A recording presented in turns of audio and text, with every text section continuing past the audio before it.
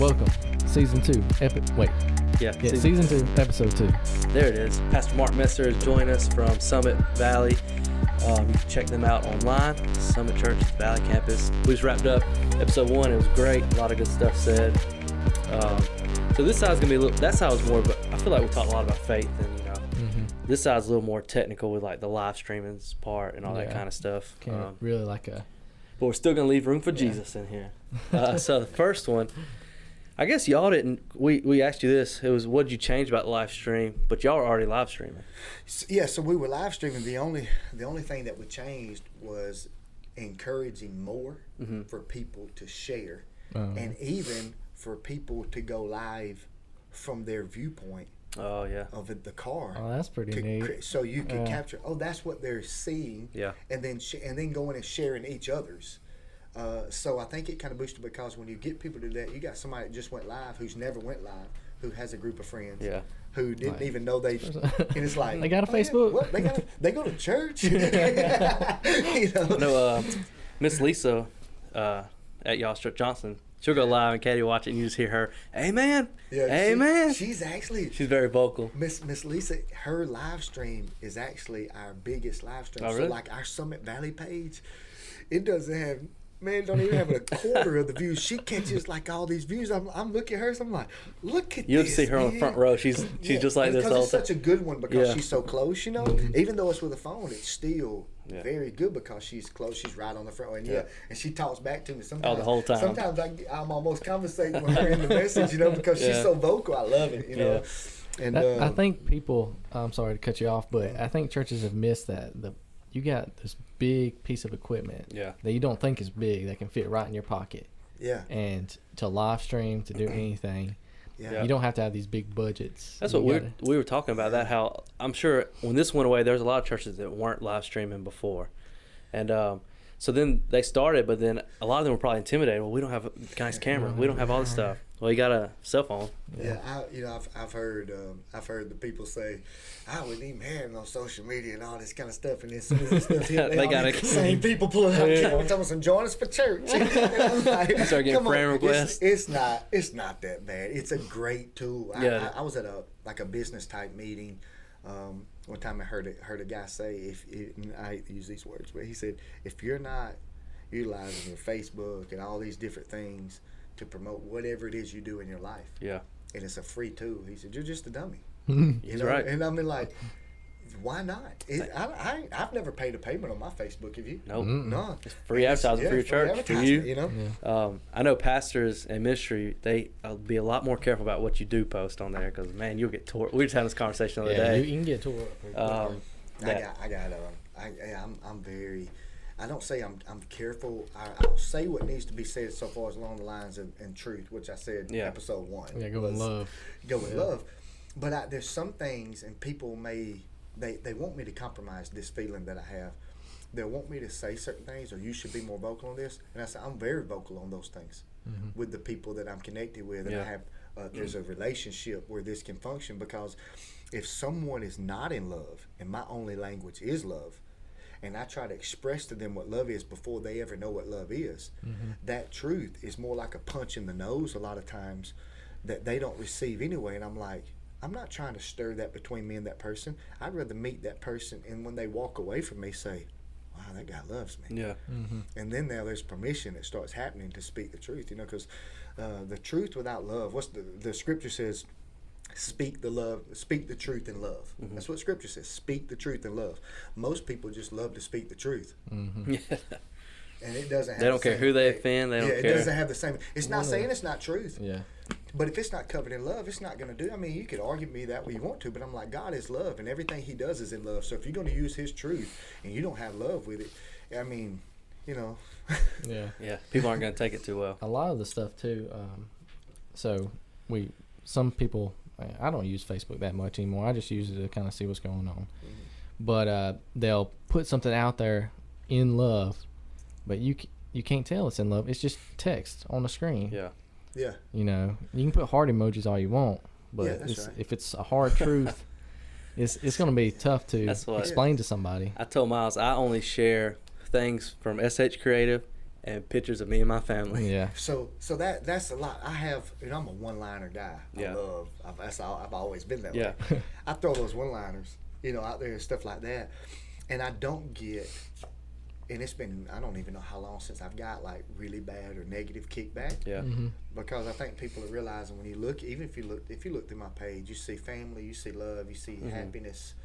And even if you don't agree with what I'm doing, you look at it, but I can't say anything about it. Because I'm not trying to be that guy. You know what I mean? I just want a few minutes, if I ever get it, to spend time with anybody that's willing to spend time with me. And I just want to represent him well in that moment. I say, anytime I see your social media, it's just you and your family, one of your kids playing sports, vacation, and church stuff. That's it. My kids' ducks or something like that. It's hard to show emotion through these kind of platforms. And it's hard to be read. And people can. What you said a minute ago is, you can't tell this in love. You don't really know. And if someone's already offended, what is truth to an offended heart sometimes looks like an offense, and then you like, I didn't even mean it that way, and they could be completely innocent. But I'm like, I don't even throw myself into the position to where it could be misinterpreted. I'd rather just be who I am, and people see this is my life. I wish a lot of leaders in churches thought that way about not putting themselves in that position, because unfortunately we see it on social media where they may post something that they think, oh, this is just my political thought, and it's my thought.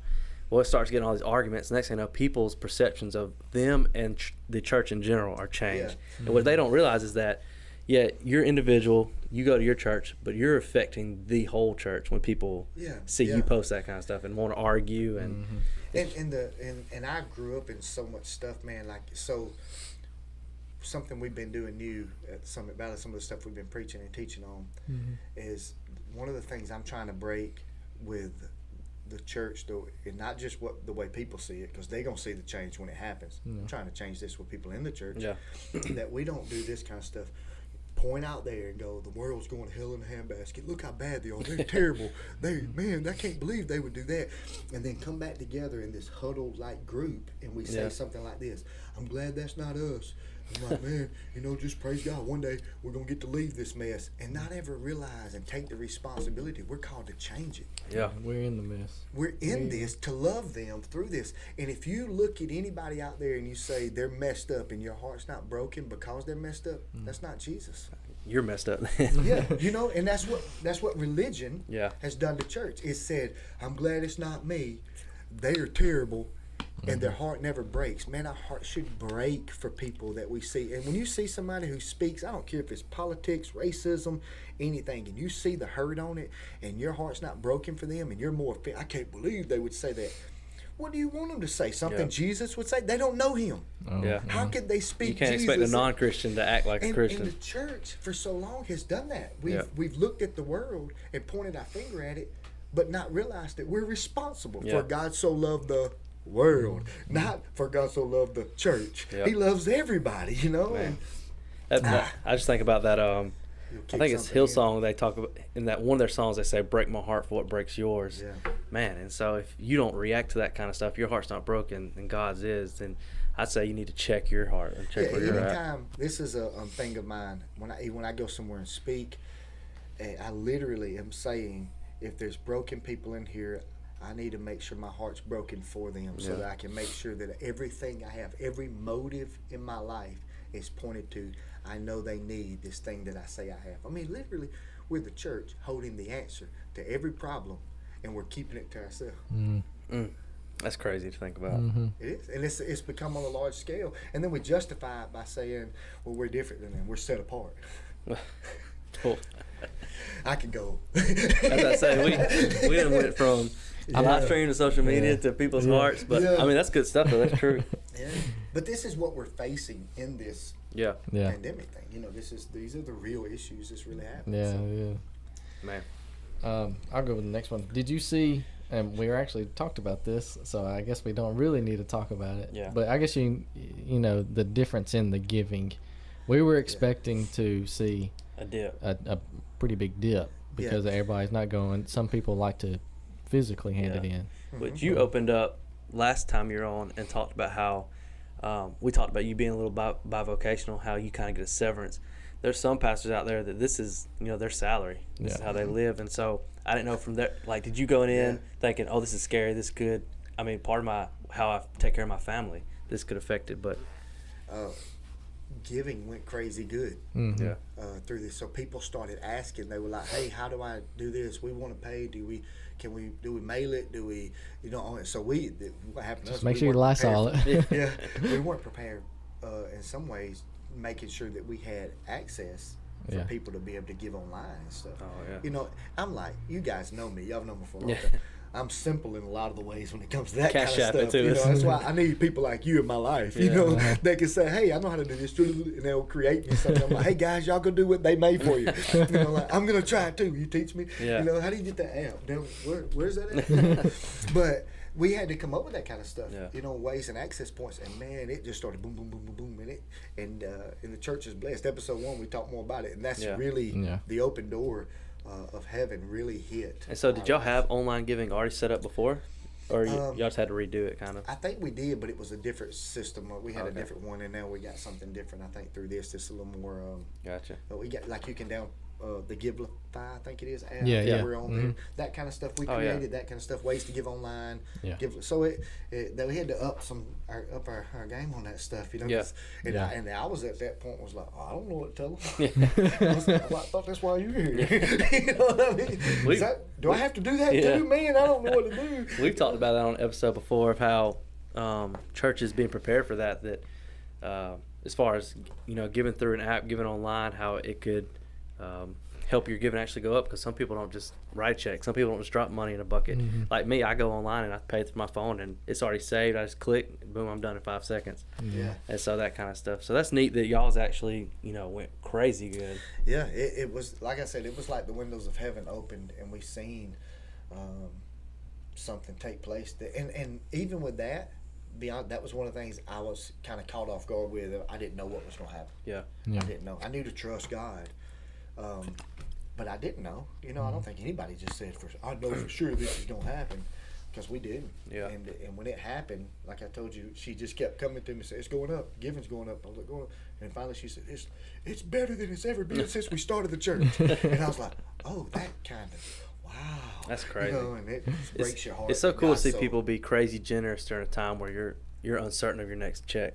Like, you don't know. But people are still giving. That's great. We had couples that lost their job that said, I'm not going to let this affect me, and they wrote checks and sowed them in faith, and then got promotions with new jobs that they never would have got because they were holding their other job, that is making way more than what they were making to begin. But they were saying, we're going to trust, here's what we're going to do, we're going to write a check and we're going to sow this because we just believe. And I'm like, wow, that's pretty bold, because you don't know when you're going back to work, and then get a phone call, hey, we got a job for you. You start getting promotions in the company. It's like, I ain't even been trained yet. That's what we had. This one couple guys getting promoted. He's like, I just got the job. And they're like, yeah, but we want to. Hey, this is a so and so. He's such and such in the company, and he's going to retire in a year. So you're going to hang out with him, and he's going to train you. You're going to take his spot. Oh, wow. And it's like big positions. And I'm like, he's like, but everybody's been here longer than me. And it's like, yeah, but they like you. And you don't know why. Just the favor of God. He's like, but was it the fact that he trusted, and that's, and I would encourage anybody, never dictate the way you give, the way you love, the way you worship, the way you serve, based off a situation. You do that because you trust God is in control of all that. I'll say, real quick to add to that, just because I feel like anybody listening to this, giving was always a part for me where it's not scary, but it's uncomfortable sometimes, but I done gotten a rhythm of, I get paid the first 15th, I'd give the same amount. And then back in July, in the middle of this Corona thing, I feel like God told me to give an amount to an organization that I felt completely uncomfortable with. I was like, ain't no way. Like, I didn't want to tell Katie. And then I went home and I told Katie that amount, and she was kind of shocked, and we prayed about it. And so we ended up doing it, which was completely scary. And then not even a week later, Katie got this email from work saying that she's going to get this bonus she gets once a year for the next 3 years that is double. Each year is double the amount we gave. So we sewed in this percentage, and each year for the next 3 years she gets this bonus. I'm not saying when you give, it's not always like that. But here's that's faith. Here's what you can say. Is that you feel with all your heart you heard God say something. Yeah. That confirms in my life that you trusted His word, because giving is something we're supposed to do anyway. But when you hear God speak and say something, the only reason he does that is because he's wanting to show you something. Yeah. And he said, you did that. And he already knew that was coming. Mm-hmm. He wanted you to be able to trust him when you didn't know it was coming. It put me in a position where now, even if I'm not getting a big thing in return to where I know I can trust him, it put me in that kind of position. So it was a cool experience to see, even in the middle of this whole pandemic where money's awesome tight. To just hear him, man. That's the key to me. I don't want anybody thinking we're saying give and you're gonna get all this money back. No, it's not about that. But that's why I keep going back to, if you take the giving out of the situation, it's the hearing of God. Yeah. That's the coolest part. That's for it to be really confirmed to me. What's the difference in, like, you heard him say give something? What's the difference if he tells you and you hear him say something? Mm-hmm. What's the difference in you hear him say go to this place? Yeah. And you don't know why, and you get there and you're like, oh, I see an opportunity, and you're able to do something that brings him glory. Yeah. You know, it's the most important factor in what you said to me was, you felt like you heard God say, and then when you moved on it, he honored it. You know, and that's awesome. I'm sorry, I just started laughing because I was really thinking he was about to say, now go donate to donate to. Yeah, but if you feel like if you feel like it's on your heart, you know what I'm saying? But no, those moments, those are those cool moments where you can kind of remember, because it doesn't happen a lot where he just. And I know 2 months of my life where I felt like God has spoke to me about stuff and confirmed. So those are those moments you remember. Yeah, and he wants to do that with all of us, man. That's the beauty of it. He just wants to. Like you said in the first episode, just open up those ears. Open it, man. Quit trying to handle stuff your own way. Because if I handled my own way, I wouldn't have gave him no dollars. I mean, so, okay. So the next one was, now that we know that you did marketing praise, we didn't have an empty room. A lot of pastors did. Yeah, a lot of pastors did. Now I have buddies in our summit thing that we're doing that kind of stuff. And I watched them do it, and to me it was beautiful because I seen how faithful they were being to do it, even though they didn't have people there. Yeah. Which, to me, that's the call of God. When, are you doing this because it does this for you, or because you get seen this way? And I've seen so many pastors in this that are doing it, which really speaks to me in volumes of, it's not about a check, it's not about this. They're doing what they do because they know that's what they're called to do. And I've asked myself before with me and I don't mean it in the wrong way, but even considering other people, would they continue to do this if it didn't do and look like we want it to every week? I'm going to clarify the question because I don't think we said it, but the question was, what was it like preaching to an empty room? We're going to have to tweak it because y'all heard in the episode 1 that it was to a parking lot full of cars, which we'll ask that too. But just clarifying the question, I enjoyed seeing pastors who I would consider, knowing their church, they're not tech savvy church as far as some things they do, but I enjoyed seeing them put that effort forward. And now I'm not saying their streams were the best. I'm so thankful I didn't have to, because if I would have had to sit in my living room with my wife, y'all would have got clips of her like going, Mark, say it right, Mark. And she would have been like, like that. It ain't even the camera. It ain't straight. It's crooked. And man, talking in front of a camera is one of the hardest things to do, especially if you're trying to put together a 30-minute message. I know. The ones I've seen, it's not in front of an empty room, but it's a set, and so it's kind of like a small room, and they kind of decked it out a little bit, but it didn't seem awkward.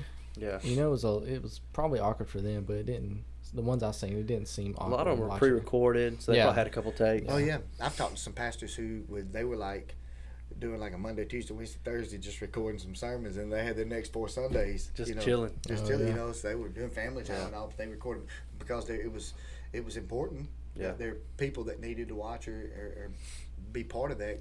Still got to hear the gospel.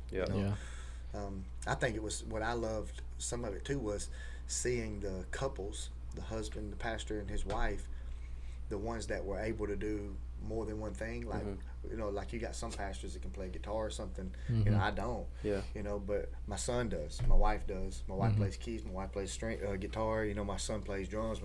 So we could have done anything in our living room, music-wise, but I've seen so many families where the husband was playing a guitar, him and his wife would be singing, or the wife would be playing keys, and she would be singing, and then the husband would preach.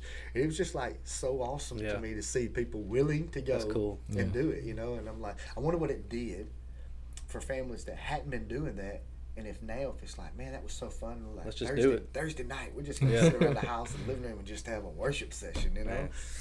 Good stuff. That is. So what was it like preaching in front of cars? It was different. It was fun, man. It was like I said, you would be preaching and, you say something, somebody hear, they think it was good, they go beep, beep. You're like, amen. And then they would be like flashing lights. Or, we even had, this one guy one time, he threw his windshield wipers this way. And like you would say something, his windshield wipers, hey. You know what I'm saying?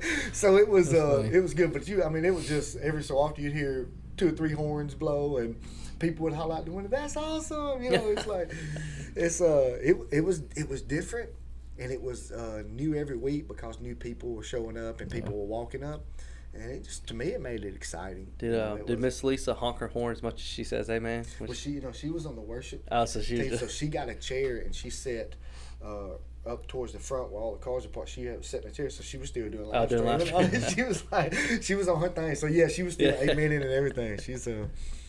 She makes preaching easy, man. She does.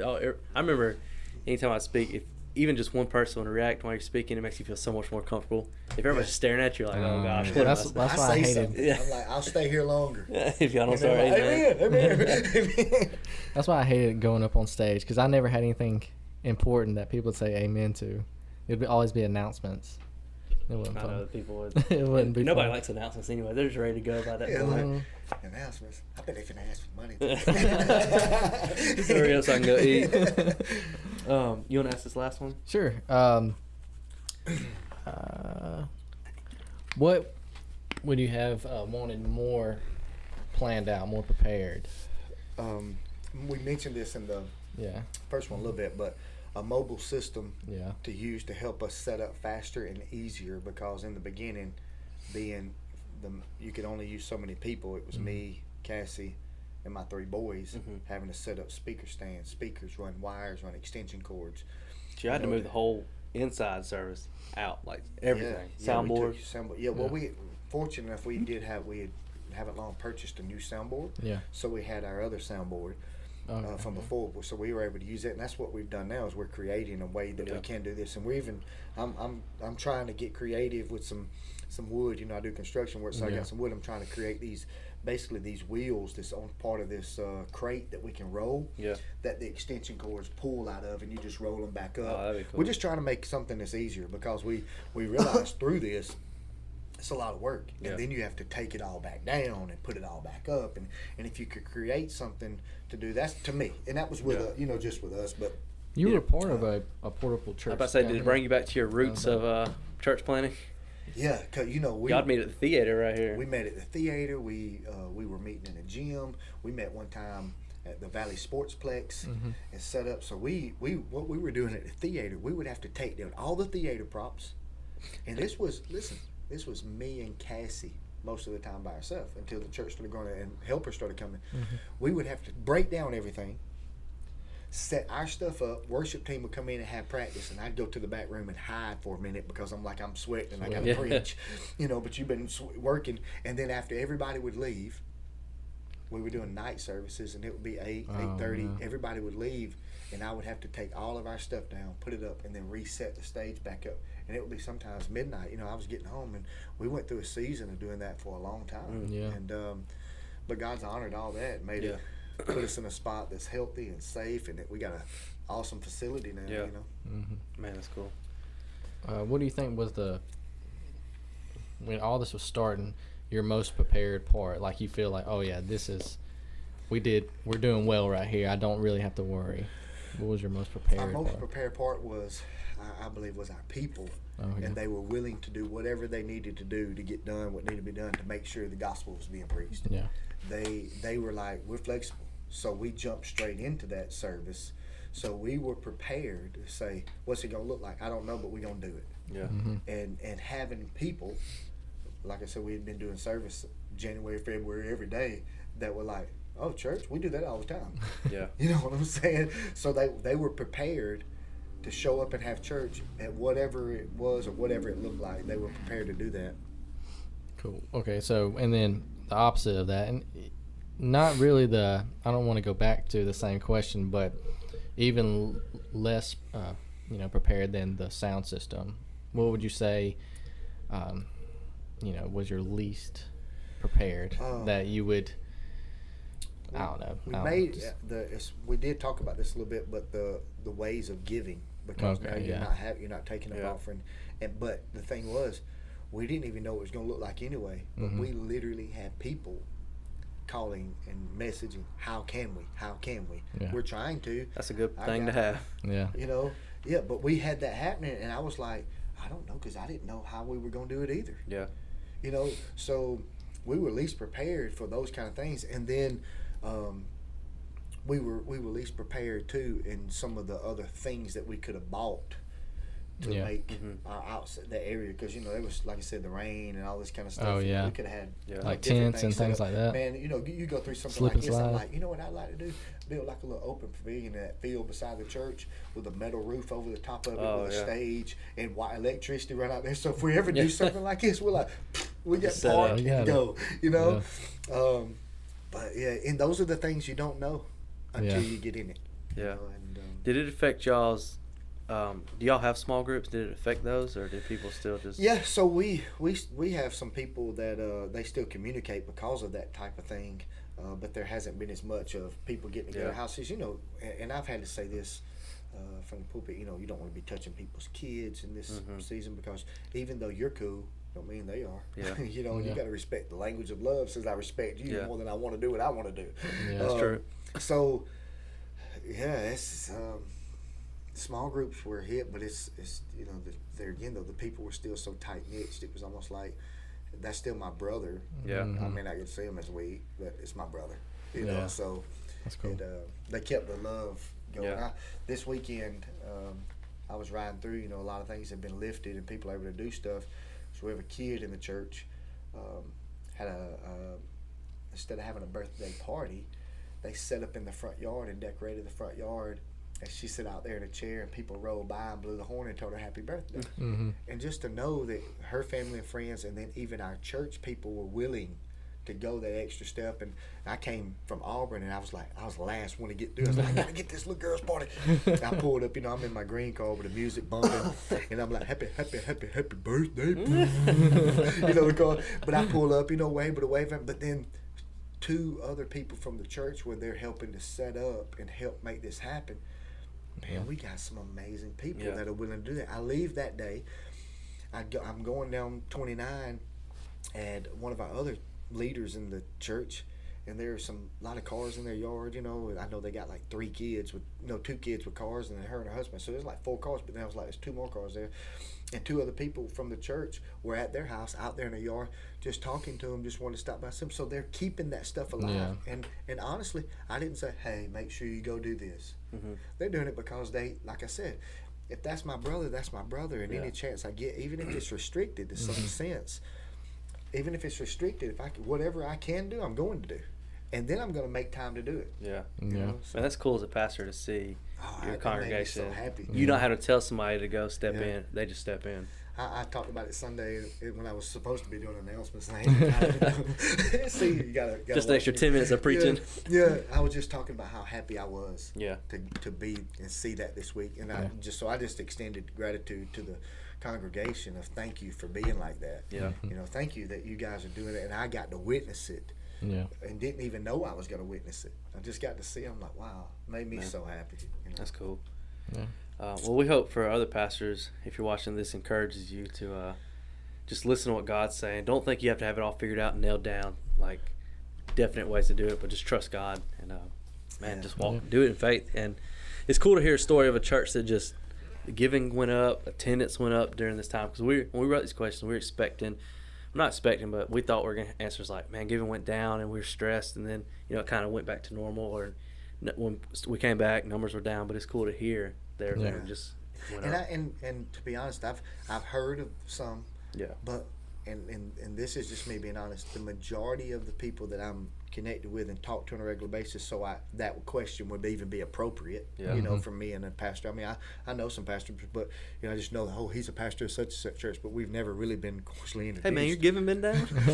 So you don't. Yeah. But with those, we start talking, and like, man, it's amazing to me that giving has went up, and people are like, have had this thing inside of them that says, I can't wait to be here. And when they get a chance to go back, the churches are filling up again. Mm-hmm.